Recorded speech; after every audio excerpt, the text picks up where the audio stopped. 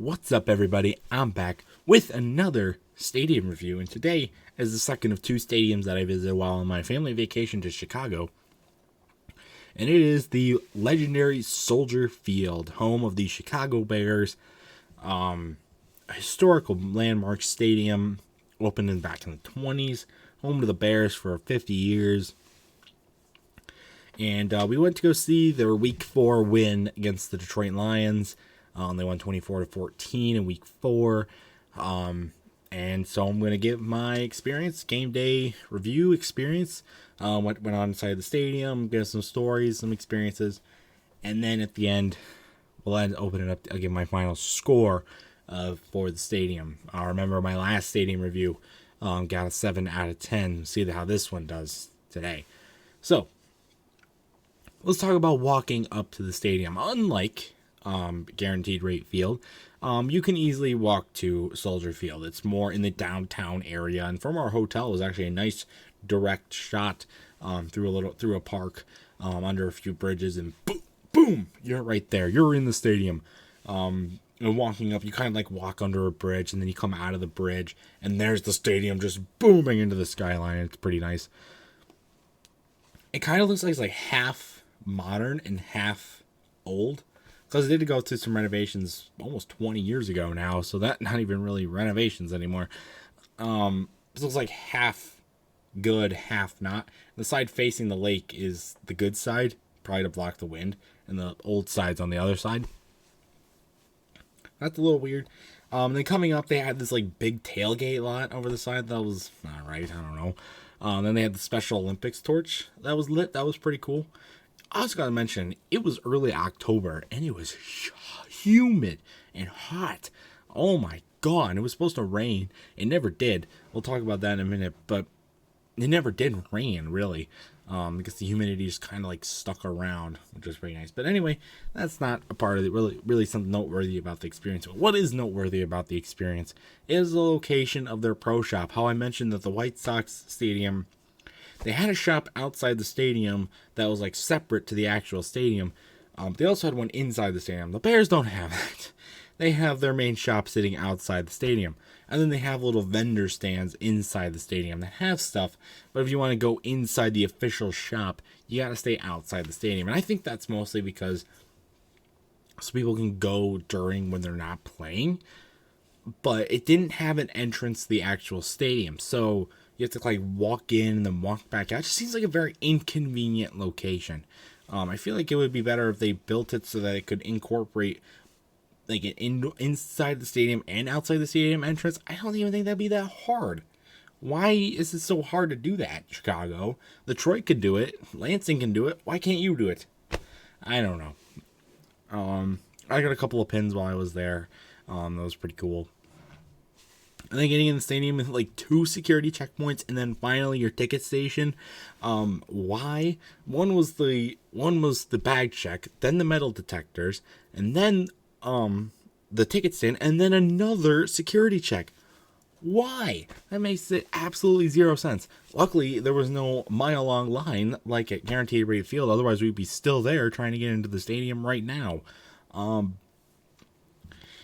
But, you know, we get through there, and you kind of immediately on the concourse, and you walk around. You can actually see a good amount of the stadium from the concourse if you walk up as far as you can. They have little taped off areas for how far you can actually walk.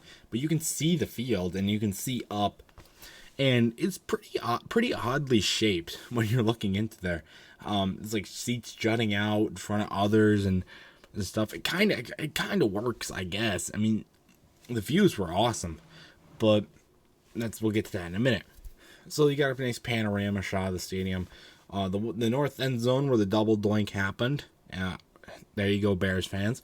The scoreboard's like not even aligned with the south end zones. It's like here's the south end zone, and here's like the north end zone, like facing this way. Why is it like that? I have no idea. I guess it does provide some nice shade covering for people that decide to sit under it. And then you walk around the concourse. Concourse not even that big. There's really not much else to do. They got food stands and bathrooms and the ramps and the stairs up to the secondary deck, and that's pretty much it actually. I found it pretty annoying that they were giving out pink rally towels because of breast cancer awareness and stuff to every seat, except for our section. They even gave them like the 300 sections, but the 400 section, even some of the 400 section got it, but our section didn't get it, and I don't know why. Maybe they ran out. Cheapskates didn't run out. You can afford it. Especially since it was like a freaking sellout that day. But luckily, with the larger area of the stadium, they were able to fit more people and actually had more than 2 gates open, which was pretty nice. Then talking about walking around, and then we got up to our seats, and they had a great view from our seats. We had super expensive, but we had like the nosebleeds, but they were still good. You could see the whole field. You could see around the entire area. Couldn't get much great views of the skyline, which I thought we were going to get. But they have big like things rising up above the seats that kind of prevent that, unless you're I think the north end zone had it, but we were kind of blocked from there. And the south end zone kind of had it, but not really. But it was okay. I mean, we could see, you can go out onto a little bit of a balcony, and then you get amazing views of the skyline from there, which also gives a little bit of shade and a nice breeze, so that's pretty cool. As far as the game experience itself, Bears fans are advent for their team. Holy crap. Coming as a Lions fan and wearing my Barry Sanders jersey, going into the stadium and then sitting there, and there were people all around us. My dad spilled part of his beer on somebody in front of us, thought we were going to die. You get into the stadium. I already said they get into the stadium. Starting with the game, Bears fans are freaking into it. And I don't know, just because I'm a Lions fan, the Lions fans have kind of given up on Detroit. But man, they were booing, and they were freaking cheering and waving and pumping and screaming like nothing I've ever seen before at a professional game. I've seen it at college. College levels are different though. But man, were they into it. And it was a fun experience. I mean, the Lions got absolutely massacred for the first half. But, we'll ignore the actual gameplay itself, okay? But I can see why, though, that they may want to ditch Soldier Field. That just came out just, I think it was the day of or day before our game, was that they're going to be, by 2026, they're going to be out of Soldier Field and moving somewhere else in Illinois. I could see why. It's got some old features, and you could tell it's a little bit past its prime, but I think with a little bit more renovations, or just a little bit of saying, you know what, just appreciate what you got, I think they'd be fine. But who knows? It's the NFL. They can do whatever the hell they want. Then here comes the worst part, okay? It was halftime, and I had to use the bathroom. Well, our area, the concourse in our area, didn't have a bathroom. Lack of bathroom access. That's the first negativity thing that I really have here, other than the humidity. The farthest upper section has no bathrooms, so you have to go down a level and wait in a mile-long line with that section's bathroom for the bathroom, because there's only one men's room, even though there's like 4 women's restrooms. That's sexist? Not maybe. Geesh, and then you get into the bathrooms, right? And you use the bathroom, and then you try and go wash your hands in the sink. Bear in mind, we are still in a pandemic. And then the sinks don't work because they don't have a special faucet turn, like normal faucet turn thing. They've got this stupid thing where you twist it to the right to get cold, twist it to the left to get hot, but they never turn on. I tried 3 separate sinks, and they didn't turn on. What the hell? They didn't turn on. People had other ones trying to turn on, and they weren't working. So I had to use hand sanitizer like 4 times just to try and get my hands clean. I mean, we're in a pandemic in a crowded stadium, and you don't even have functioning sinks, Soldier Field. What the hell, okay? And then we go to get food, okay? And let me just say, their food options, okay, they had just a generic stadium food, but it was so lackluster.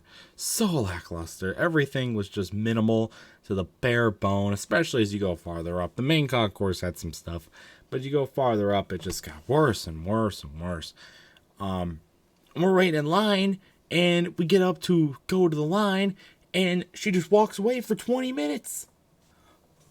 Serve your people. She walked away for freaking 20 minutes and then came back with a box of chips and said, "Oh yeah, I got people to serve here. I got a job to do. What do you want?" All right, and she was like, they were just sitting around talking to people, jib jabbering, whatever. She's like, "Yeah, I'm being paid minimum wage. I'm gonna do minimum wage work." That's probably what her mentality was. I bet they were just being paid minimum wage, and I feel bad for them. But I also don't feel bad for them because they're intentionally not doing their jobs. I can tolerate people who are trying to do their jobs and just don't have backup. For people who are trying to not do their jobs just because of their pay, okay, that's a dick move. All right, and you should always do your job for the sake of the greater good of the people. And then then we order our food. We got hot dogs, and we had hot dogs at the White Sox game. And at the Bears game, they were horrible. Okay, they were just generic hot dogs, and they took forever to get us our stuff. And then we get water, okay?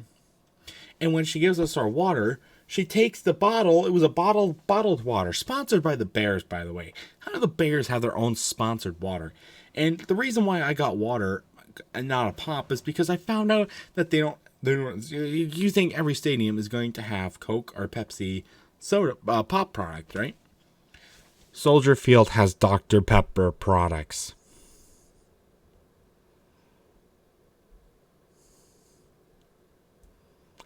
Dr. Pepper products and an NFL stadium? Are you freaking kidding me?